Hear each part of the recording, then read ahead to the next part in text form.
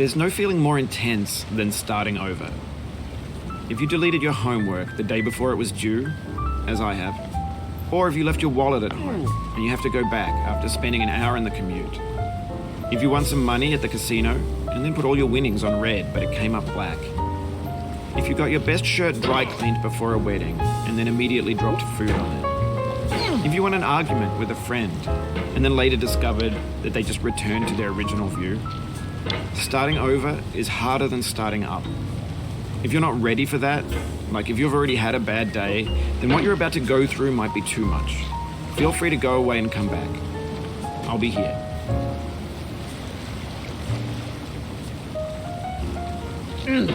All right, thanks for coming with me on this trip. I'll understand if you have to take a break at any point. Just find a safe place to stop and quit the game. And don't worry, I'll save your progress, always, even your mistakes.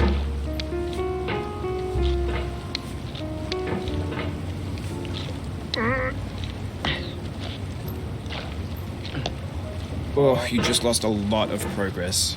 That's a deep frustration, a real punch in the gut.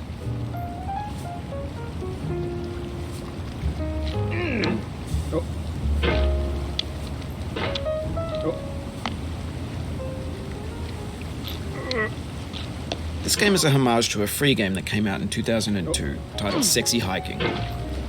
The author of that game was Jazuo, a mysterious Czech designer who was known at the time as the father of B games. And B games are rough assemblages of found objects. Designers slap them together very quickly and freely, and they're often too rough and unfriendly to gain much of a following. They're built more for the joy of building them than as polished products.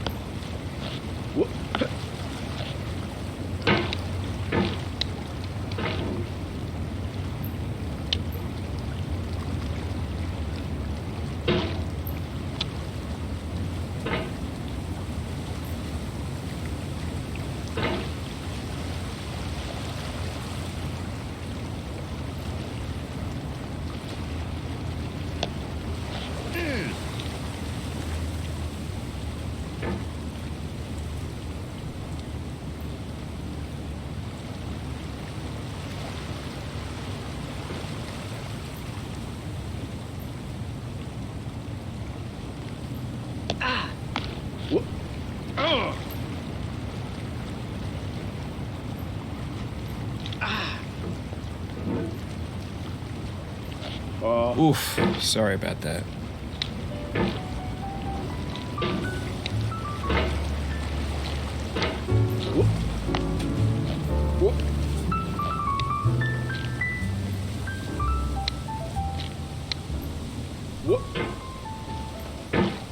In a certain way, Sexy Hiking is the perfect embodiment of a B game. It's built almost entirely out of found and recycled parts, and it's one of the most unusual and unfriendly games of its time. In it, your task is simply to drag yourself up a mountain with a hammer. And that act of climbing, in the digital world or in real life, has certain essential properties that give the game its flavor.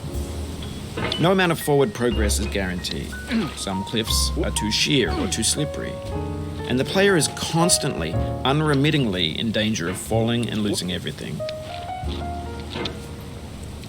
Anyway, when you start Sexy Hiking, you're standing next to this dead tree that blocks the way to the entire rest of the game. It might take you an hour to get over that tree, and a lot of people never got past it. You prod and you poke at it, exploring the limits of your reach and your strength, trying to find a way up and over. And there's a sense of truth in that lack of compromise.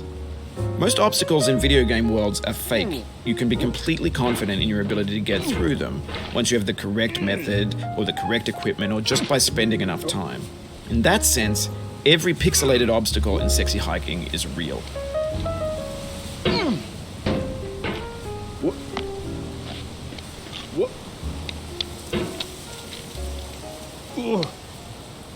Oh, it happened again.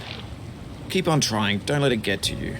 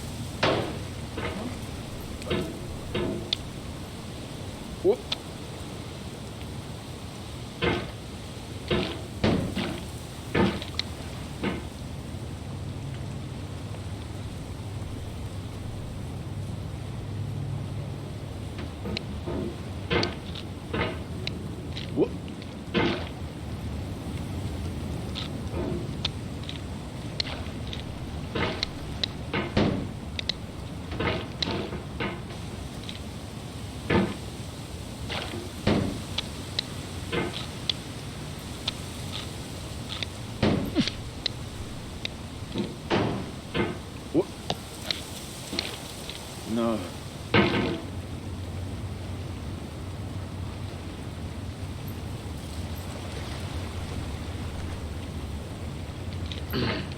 Whoop. Whoop.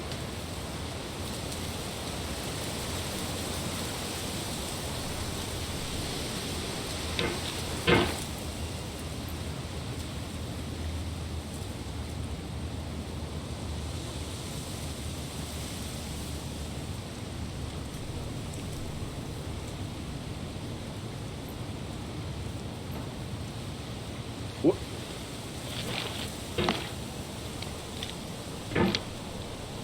Whoop.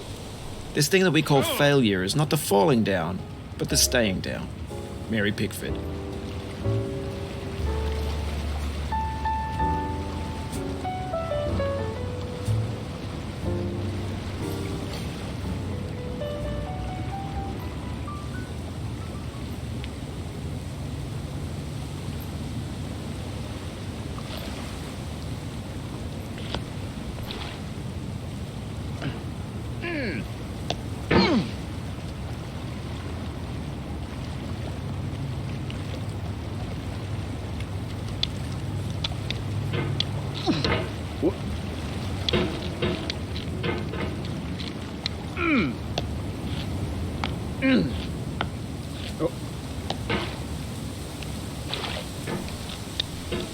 Whoop. Oh. Whoop.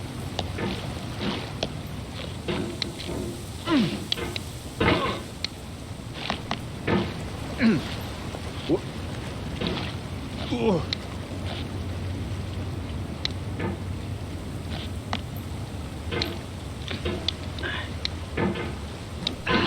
Whoop. Whoop.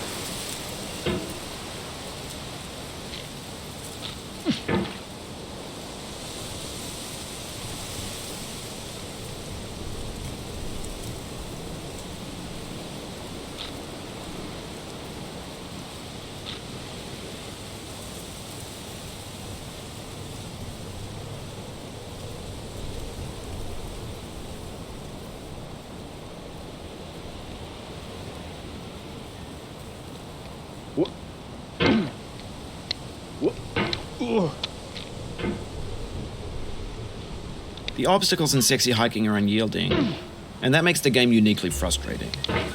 But I'm not sure Jazzuo intended to make a frustrating game. The frustration is just essential to the act of climbing, and it's authentic to the process of building a game about climbing. A funny thing happened to me as I was building this mountain. I'd have an idea for a new obstacle, and I'd build it, test it, and it would usually turn out to be unreasonably hard. But I couldn't bring myself to make it easier. It already felt like my inability to get past the new obstacle was my fault as a player rather than as a builder. Imaginary mountains build themselves from our efforts to